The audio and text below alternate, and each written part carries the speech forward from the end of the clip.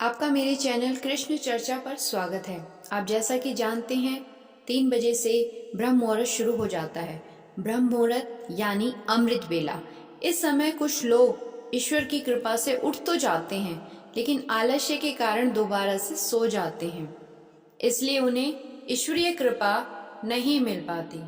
जिन व्यक्तियों की आंखें 3 से 5 के बीच में खुल जाती है, उन व्यक्तियों के ऊपर उस दिव्य शक्ति, उस दिव्य परमात्मा का हमेशा कृपा बनी रहती है और आपको हमेशा इसके लिए उन्हें धन्यवाद कहना चाहिए, क्योंकि उनकी कृपा आपके ऊपर है। जो लोग सुबह जल्दी उठ जाते हैं और अपना कार्य करते हैं, ईश्वर की कृपा उन पर भी होती है।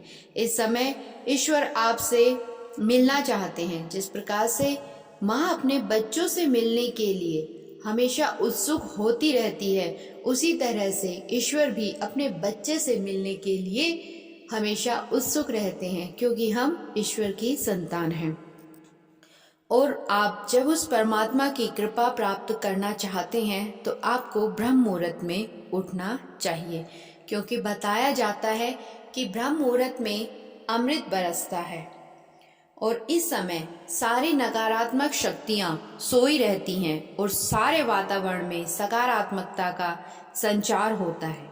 जिन व्यक्तियों की अचानक से आँख 3 से 5 के बीच में खुलने लगे, तो आप झट से समझ जाना कि ईश्वर आपको कुछ देना चाहते हैं।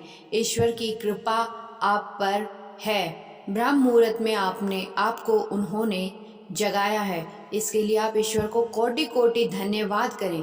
ऐसे व्यक्ति को चाहिए कि जो उनकी कृपा लेने वाले बने।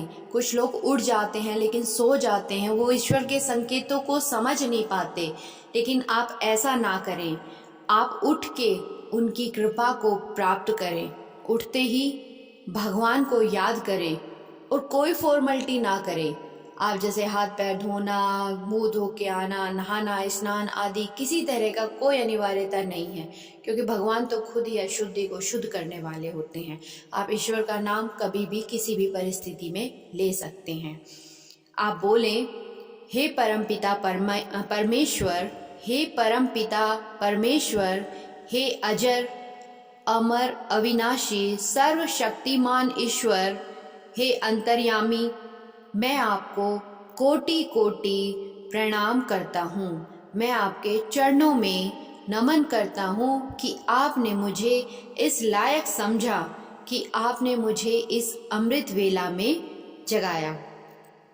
आपसे ईश्वर की ये शक्तियाँ किसी ना किसी वे में आपसे संपर्क स्थापित करना चाहती हैं।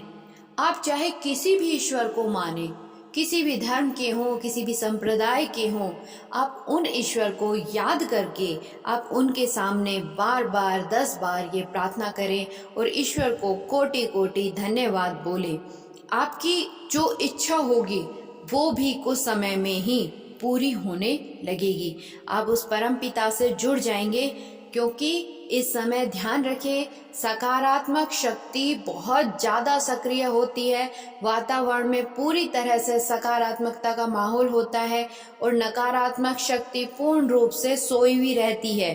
इसलिए कोई किसी तरह का डिस्टर्बेंस भी नहीं होता और आप जो इच्छा चाहते हैं वो इच्छा आपकी, जो आपके मन में जो चल रही है, जो चीज़ आपका काम बन नहीं रहा, उसके लिए भी आप सीधा ईश्वर से प्रार्थना करेंगे तो आपकी ईश्वर जल्दी ही सुनेंगे, क्योंकि ब्रह्म मुहूर्त में बताया जाता है कि जो भी प्रार्थना की जाती है वो प्रार्थना ईश्वर जल्द ही स्वीकार कर लेते हैं।